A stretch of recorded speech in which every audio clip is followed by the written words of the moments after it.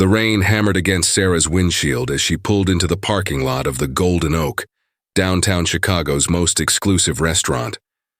Her hands trembled as she gripped the steering wheel, not from the cold October night, but from the weight of the eviction notice crumpled in her purse. 24 hours. That's all she had left before she and her 6-year-old daughter Emma would be homeless. Sarah Mitchell had never imagined her life would unravel so completely. 3 years ago, she'd been married to her college sweetheart, living in a cozy suburban home, planning family vacations. Now, at 28, she was a single mother working double shifts as a rideshare driver, watching her world collapse one unpaid bill at a time. Her ex-husband had disappeared after the divorce, leaving behind nothing but debt and broken promises. The notification chimed on her phone. A ride request. Premium pickup at the Golden Oak. Sarah's heart sank. These late-night pickups from upscale restaurants usually meant dealing with drunk businessmen who treated her like she was invisible. But the surge pricing meant this one ride could cover Emma's school lunch money for the next 2 weeks. She couldn't afford to be picky. She pulled up to the valet stand, where a man in an expensive charcoal suit stumbled toward her car. Even in the dim light, she could see the exhaustion etched into his features, the way his broad shoulders sagged under some invisible weight. His dark hair was disheveled, his tie loosened, and there was something in his eyes that looked achingly familiar, the hollow stare of someone who felt utterly alone in the world. "You Sarah?" he asked, his voice rough with alcohol and something deeper, more painful. "That's me," she replied softly, watching as he struggled with the door handle. Without thinking, she stepped out into the rain to help him. The moment their eyes met, something shifted in the air between them. His were a deep green flecked with gold, and for just an instant, the mask of wealth and success slipped away, revealing a raw vulnerability that took her breath away. "Thank you," he whispered. And those two simple words carried such genuine gratitude that Sarah felt her carefully constructed walls begin to crack. She'd spent so long being invisible, being just another service provider in other people's lives. The kindness, real kindness, felt foreign and precious. As they drove through the rain-soaked streets, Sarah caught glimpses of him in the rearview mirror. He wasn't like the other wealthy passengers who barked destinations while typing furiously on their phones. Instead, he sat quietly, staring out at the city lights bleeding through the rain, and Sarah could feel waves of sadness rolling off him like heat from a fire. "Rough night?" she found herself asking, surprising herself with the gentle concern in her voice. He let out a bitter laugh. "You could say that. Just came from my father's memorial dinner. Funny how you can be surrounded by hundreds of people and still feel completely alone." His voice cracked on the last word, and Sarah's heart clenched. She knew that feeling intimately. She'd felt it every night for the past 3 years, sitting at her kitchen table after Emma had gone to bed, staring at bills she couldn't pay, wondering how she'd failed so completely at the life she'd tried to build. "I'm sorry for your loss," she said softly, meaning it more than any condolence she'd ever offered. In the mirror, she saw him look up, really look at her for the first time. "Thank you. I'm Daniel, by the way. Daniel Harrison." The name should have meant something to her. Harrison Industries was printed on half the skyscrapers downtown. But all Sarah saw was a broken man who needed the same thing she did, to feel less alone in the world. As they pulled up to his penthouse building on Lakeshore Drive, Daniel made no move to get out. Instead, he sat there, staring at the towering glass structure that was supposed to be home but felt more like a beautiful prison. Sarah turned off the engine, and in the sudden silence, she could hear the rain drumming against the roof and Daniel's uneven breathing from the back seat. "Sometimes," he said quietly, "I think about what it would be like to just disappear. To be someone else entirely. Someone who doesn't carry the weight of 1,000 expectations, 1,000 disappointments." Sarah's breath caught. She'd had that exact same thought just hours earlier, sitting in her car outside the welfare office, too proud to go in, too desperate to drive away. "The funny thing about disappearing," she replied, her voice barely above a whisper, "is that sometimes you realize you already have. That you've been invisible for so long you've forgotten what it feels like to truly exist." Their eyes met in the mirror again, and in that moment, Two souls recognized each other across the vast divide of their different worlds. Neither of them knew that this chance encounter on a rainy Chicago night would be the first thread in a tapestry that would change both their lives forever. The story was just beginning. Sarah couldn't stop thinking about Daniel Harrison. 3 days had passed since that rain-soaked night, and his words echoed in her mind as she navigated the brutal reality of her crumbling life.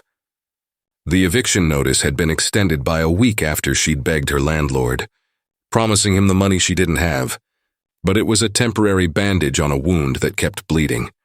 She sat in her beat-up Honda outside Emma's elementary school, watching other parents in their SUVs and luxury sedans, feeling the familiar sting of not belonging.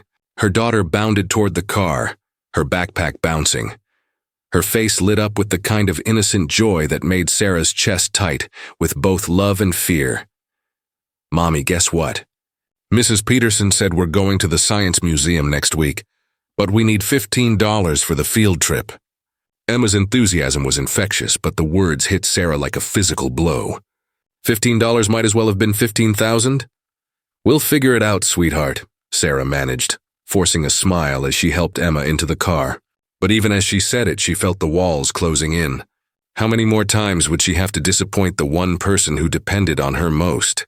That evening, as Emma worked on homework at their tiny kitchen table, Sarah's phone buzzed with a ride request. Her heart nearly stopped when she saw the pickup location, Harrison Industries' corporate headquarters.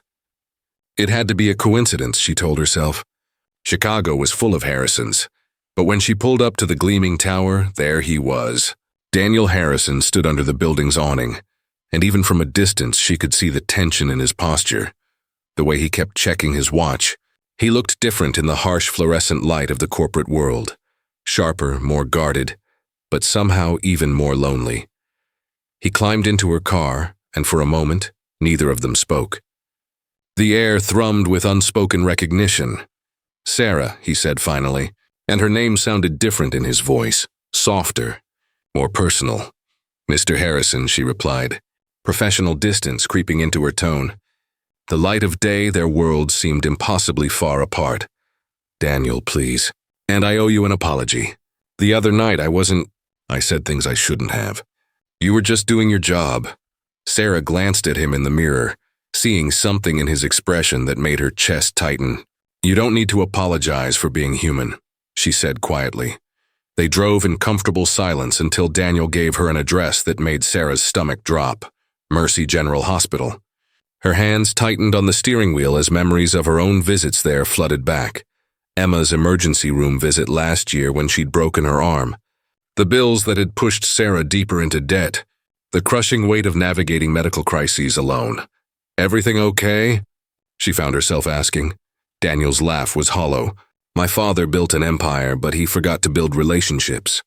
I'm visiting the man who raised me, our head of security, Frank. He's been like a father to me, more than my actual father ever was.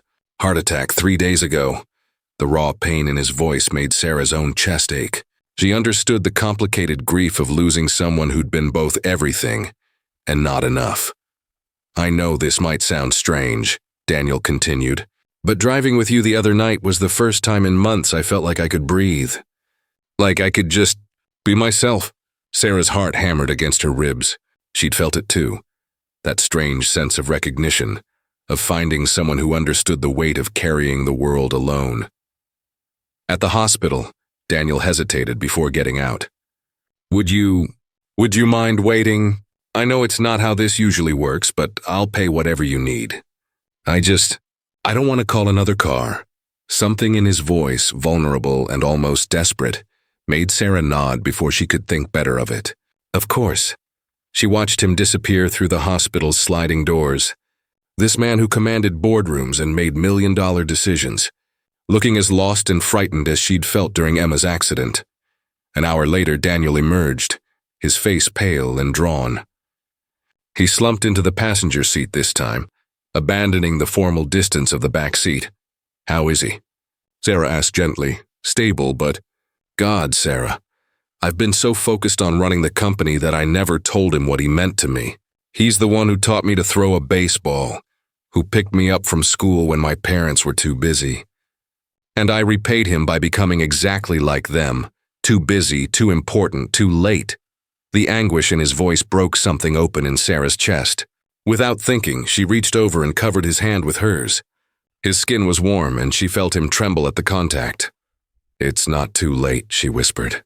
"The fact that you're here, that you care this much, that means everything." Daniel stared down at their joined hands, and when he looked up, his eyes were bright with unshed tears. "How do you do it? How do you stay so strong?" Sarah's laugh was bitter. "You think I'm strong? 3 days ago, I sat in this car for 20 minutes trying to work up the courage to go into a food pantry because I couldn't afford groceries. I'm failing at everything that matters." "No," Daniel said fiercely, turning to face her fully.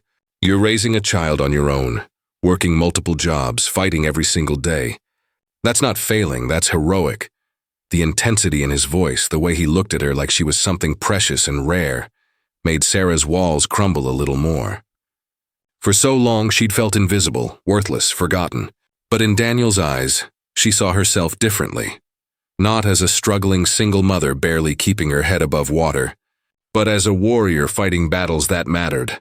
"I should get you home," she said, her voice unsteady. "Sarah, wait. I know this is crazy, but could I see you again? Not as a client, not as a ride, just as us." The question hung in the air between them, loaded with possibility and danger. Sarah knew she should say no. Their worlds were too different, the risks too great.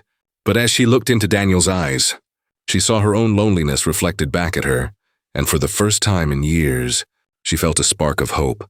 "I'd like that," she whispered, and meant it more than any words she'd ever spoken. Neither of them knew that across town.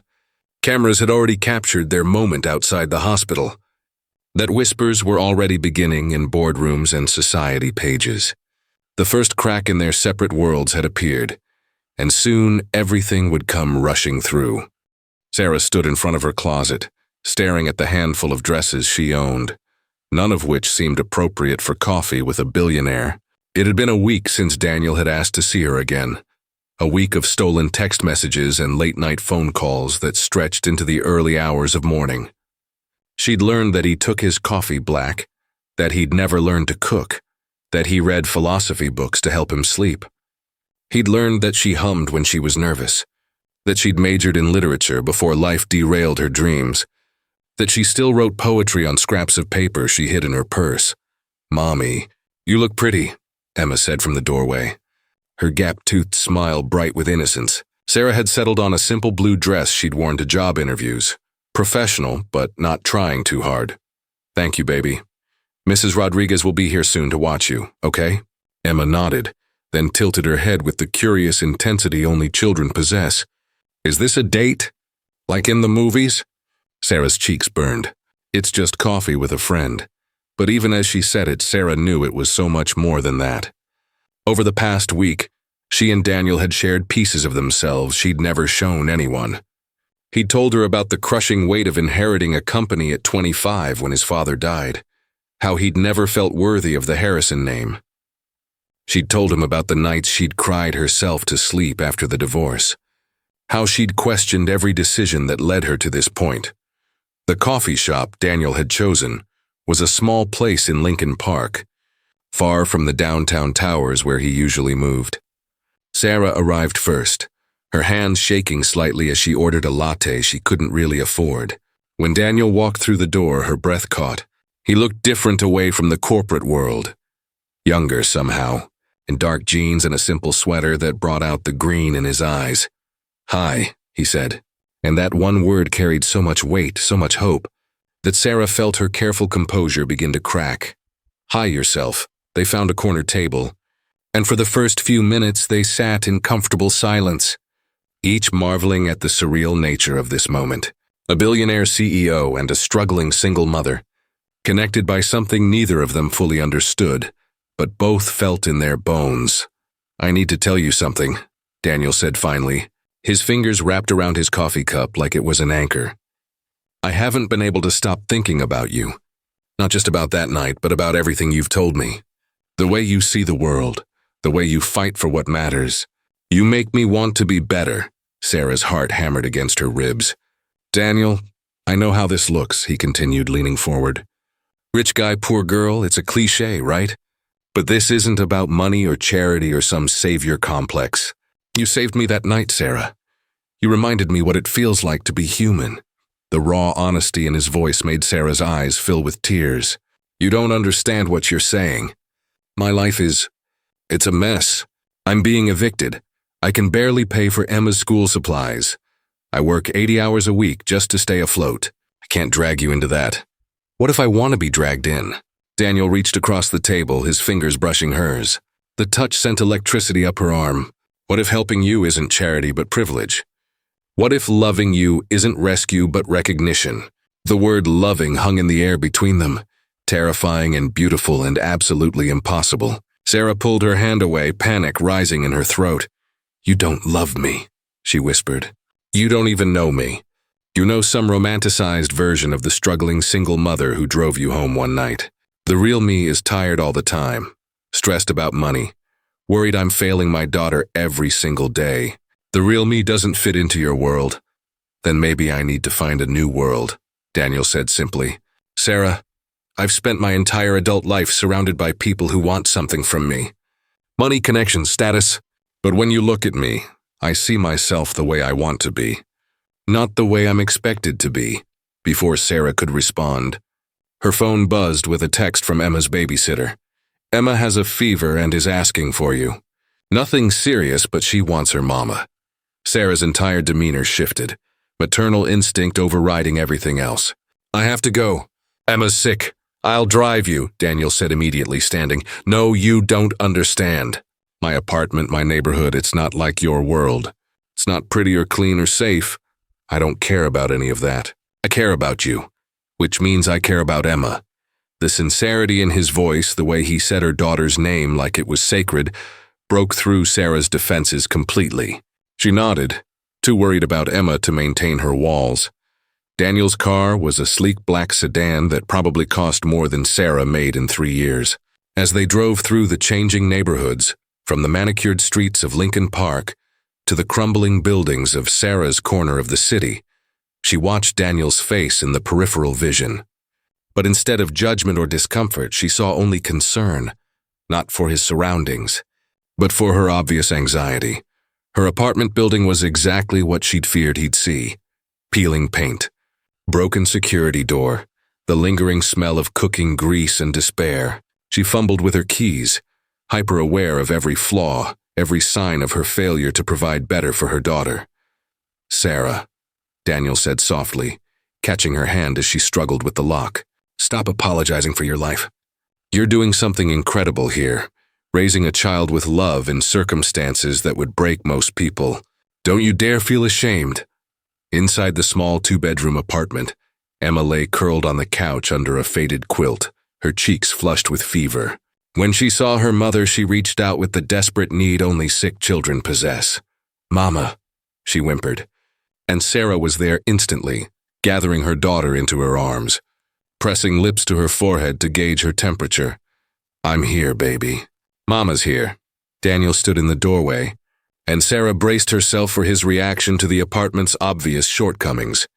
The second-hand furniture, the stack of unpaid bills on the counter, the general air of barely holding together. Instead, when she looked up, she saw him watching her with Emma, and his expression made her breath catch. It was wonder, pure and simple, as if he was witnessing something miraculous. "She's beautiful," he whispered. "She looks just like you." Emma, curious despite feeling sick, peered around her mother to study this tall stranger in their living room. "Are you Mama's friend?" "I hope so," Daniel said, crouching down to Emma's level with natural ease. "I'm Daniel. Your mom told me you're very smart." Emma perked up slightly, fever forgotten for a moment. "I can read chapter books and I know all my multiplication tables up to 12. "Wow, that's incredible." "I couldn't do multiplication tables until I was much older." As Sarah watched Daniel interact with her daughter, gentle, genuine, treating Emma like a real person rather than just a child to be tolerated, something shifted deep in her chest. This wasn't the polished CEO or the broken man from that first night. This was Daniel at his most authentic. and the sight of him making Emma smile despite her fever made Sarah fall a little bit in love, despite every rational thought in her head. But love, she knew, wasn't always enough to bridge the impossible distance between their worlds. Even as her heart opened to the possibility of something beautiful, her mind cataloged all the reasons it could never work. And somewhere in the back of her thoughts, a voice whispered that fairy tales were for people who could afford happy endings. She had no idea that outside her building, a photographer with a telephoto lens was capturing everything, that tomorrow's headlines would shatter the fragile peace they'd found in her small apartment, or that the hardest parts of their story were yet to come. The photograph was everywhere. Sarah stared at her phone screen in disbelief, her hands trembling as she scrolled through article after article. There it was, in crystal clear definition. Daniel Harrison, billionaire heir to Harrison Industries, entering her rundown apartment building. The headline blazed across her vision. Billionaire's secret slumming. Harrison CEO caught with mystery single mother. It was barely 6 a.m., but her phone hadn't stopped buzzing for the past hour. Unknown numbers. Voicemails she was too afraid to listen to. Text messages from reporters asking for interviews. In the space of one night, her carefully guarded private life had been torn open for the world's entertainment. Emma was still asleep, blissfully unaware that their world was about to implode. Sarah sat at her kitchen table. Surrounded by the detritus of their quiet life, Emma's homework, unpaid bills, the ceramic mug Daniel had used for tea the night before, when he'd stayed to help with Emma's fever. Such ordinary things that now felt precious and fragile, like artifacts from a life that was already slipping away. Her phone rang, and Daniel's name appeared on the screen. Sarah's finger hovered over the answer button, paralyzed by the complexity of emotions crashing through her. Love, fear, anger, disappointment. How could someone who claimed to care about her have exposed them like this? Sarah? His voice was rough, desperate. Are you seeing this? The photos, the articles? Kind of hard to miss, she said, surprised by how steady her voice sounded when everything inside her was breaking apart. I need you to know I had nothing to do with this. Someone must have been following me, or maybe they were already watching your building. Sarah, I'm so sorry. The anguish in his voice was real, she could hear that. But sorry didn't erase the headlines, didn't protect Emma from the fallout, didn't shield them from the storm that was coming. They're calling me a gold digger, Sarah said, reading from her phone. A welfare queen looking for a rich sugar daddy. They found out about my divorce, about my financial problems, about Emma. They know everything, Daniel. We'll fix this. I'll have my legal team. Your legal team? Sarah's voice cracked. Daniel, I can't afford a lawyer.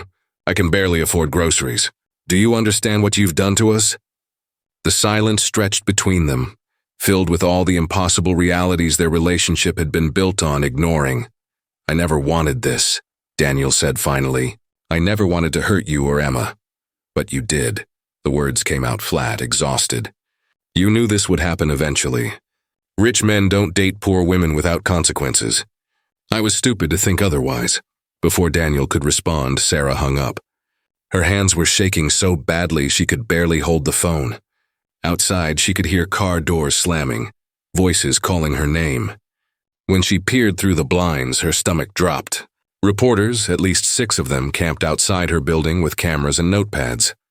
Emma padded into the kitchen in her pajamas, her fever broken but her face still pale from being sick. Mommy, why are there people outside with cameras?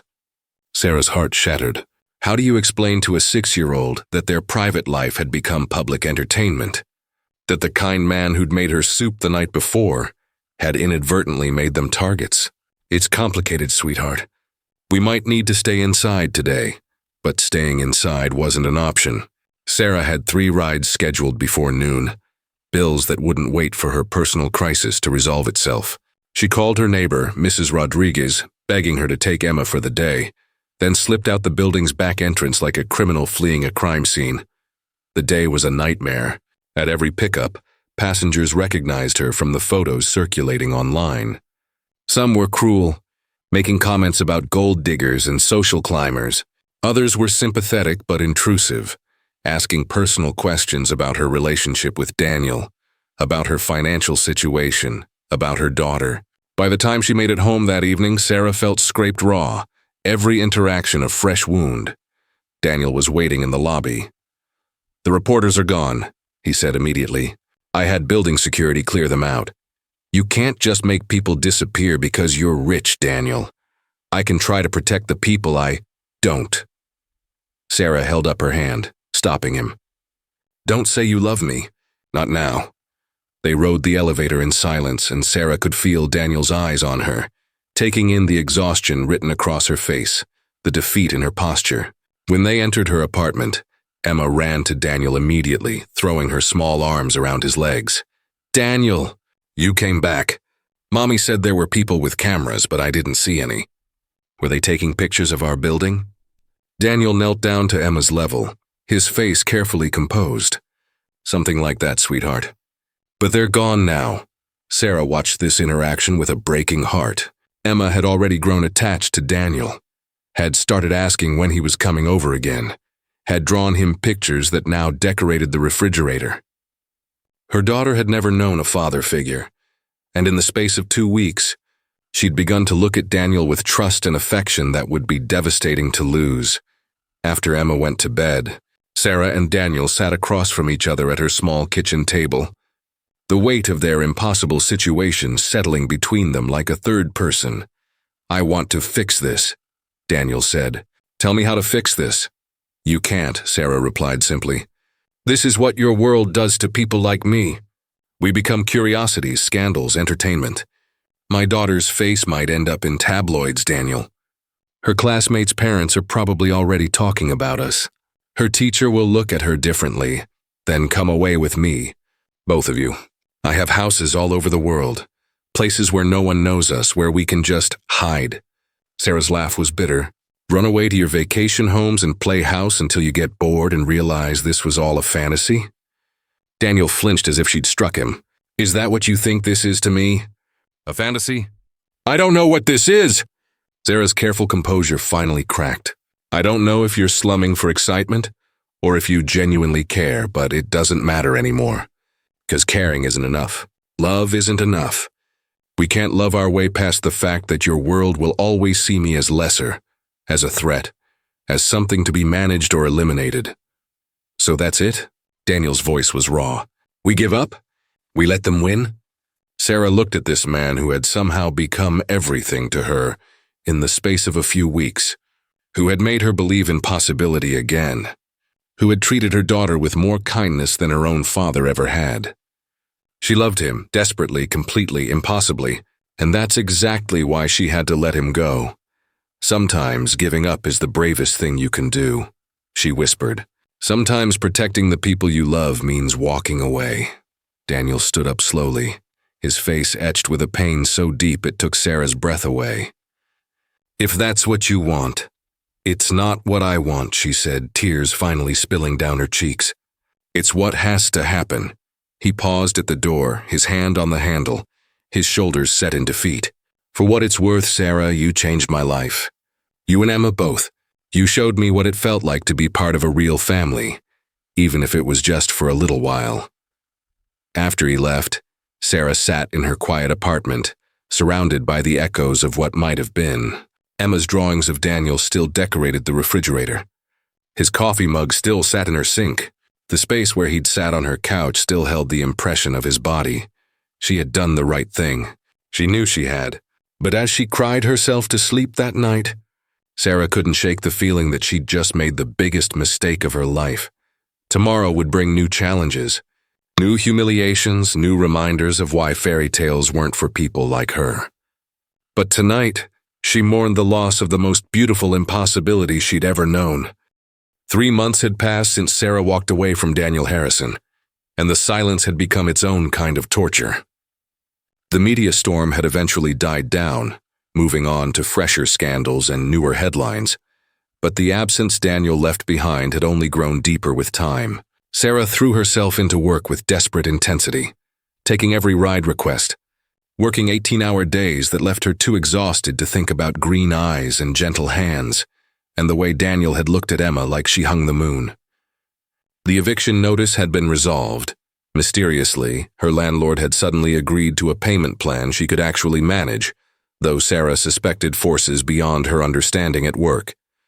Emma asked about Daniel every few days, her 6-year-old heart unable to understand why the kind man who'd helped make her soup had simply vanished. "Did I do something wrong, Mama?" she'd asked last week, and the question had nearly destroyed Sarah's carefully maintained composure. It was a Tuesday evening in January when everything changed again. Sarah was picking up a fare from O'Hare Airport when she noticed the passenger manifest, D. Harrison. Her hands trembled as she drove to the pickup point, telling herself it was probably a coincidence, probably someone else entirely. But when the automatic doors slid open, there he was.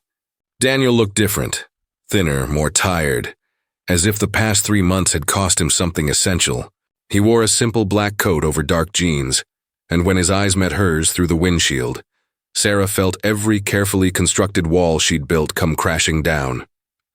He slid into the passenger seat instead of the back, and for a long moment neither of them spoke. "Hi," he said finally, and his voice was rougher than she remembered, as if he'd been using it less. "Hi," she whispered back, afraid that speaking too loudly might break whatever fragile magic had brought him back to her car. "I didn't request you specifically," Daniel said, staring straight ahead. "I've been traveling for work, just got back from London. When I saw your name come up," he trailed off, shaking his head. "Maybe it's fate. Maybe it's coincidence. Maybe the universe has a twisted sense of humor. How have you been?" Sarah asked, because she needed to know, even though she could see the answer written in the lines around his eyes, the new hollowness in his cheeks. "Terrible," he said simply. "Empty, like I'm sleepwalking through my own life." He turned to look at her then, and Sarah saw her own heartbreak reflected in his expression. "How's Emma?" "She misses you," Sarah admitted, because lying would have been impossible under the weight of his gaze. "She asks about you all the time. Sarah's voice caught. "She drew you a Christmas picture. It's still on the refrigerator." Daniel closed his eyes, pain flickering across his features. "Sarah, I need to tell you something. These past 3 months, I've been working with lawyers, with PR firms, with anyone who might help me figure out how to fix what went wrong. But it wasn't the media attention that needed fixing. It was me." Sarah pulled into a quiet parking lot, unable to concentrate on driving with Daniel so close, with his words hanging in the air between them. "I've been trying to become the man you deserve," he continued. "Someone who understands what real strength looks like, what real love costs. You were right about everything. I was living in a fantasy, thinking love could overcome systemic inequality, thinking good intentions could bridge the gap between our worlds. Daniel, let me finish, please. I've spent 3 months learning about the reality of being a single mother in America. The statistics, the challenges, the impossible choices you make every day. I've restructured Harrison Industries to focus on family-friendly policies, affordable childcare, living wages for service workers. I've donated most of my liquid assets to organizations that support single mothers."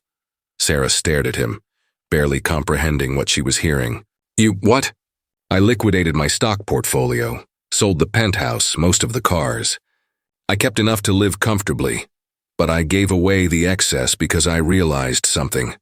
I don't want to be the kind of rich that makes people like us impossible. I want to be the kind of person who fights to make love possible for everyone, not just the wealthy." Tears started sliding down Sarah's cheeks. "You didn't have to." "Yes, I did. Because you were right. Love isn't enough if it doesn't translate into action. I love you, Sarah.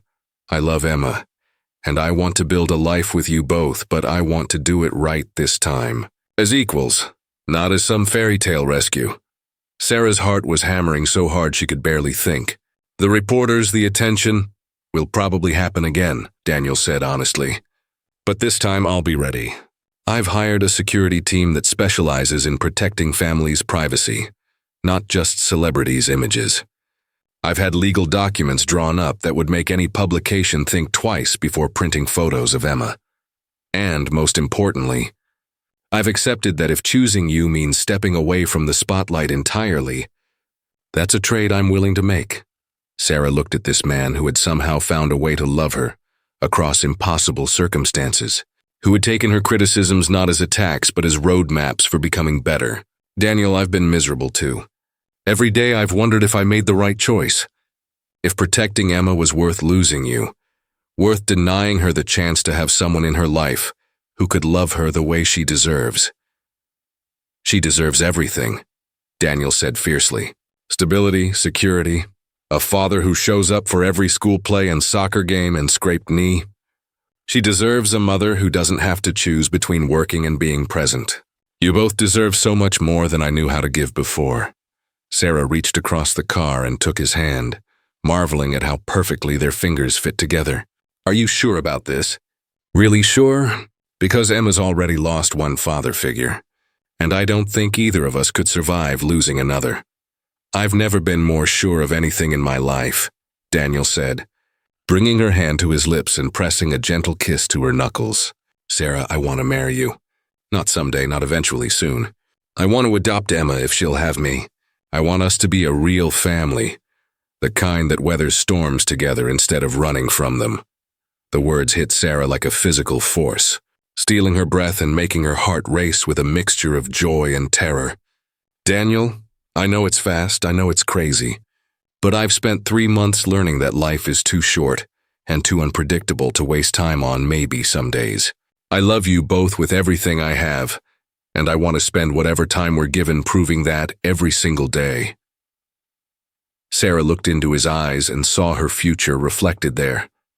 Not perfect, not without challenges, but real and beautiful and worth fighting for.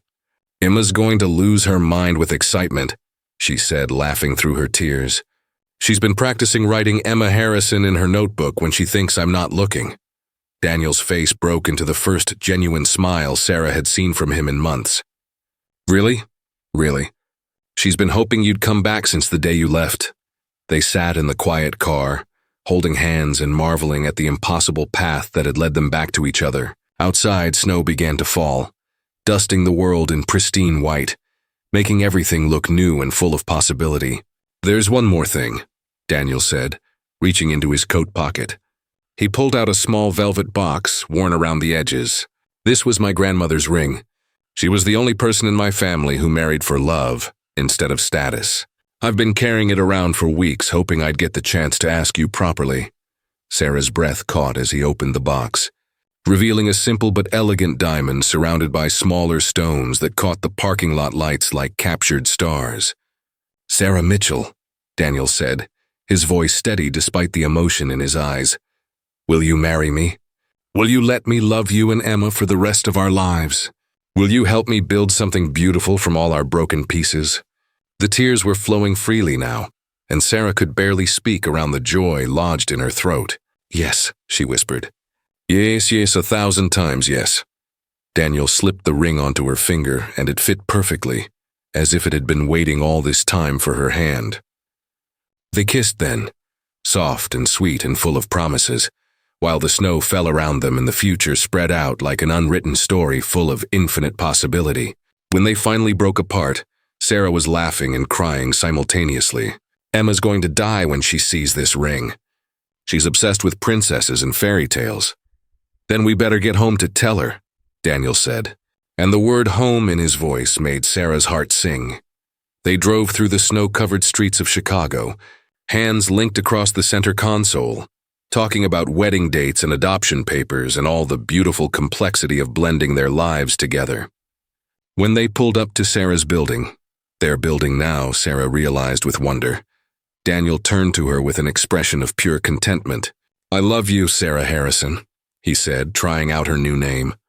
I love you too, Daniel Harrison, she replied, marveling at how right it sounded.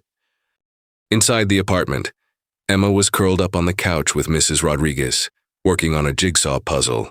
When she saw Daniel walk through the door, she let out a shriek of pure joy that probably woke half the building. Daniel, you came back. I knew you would.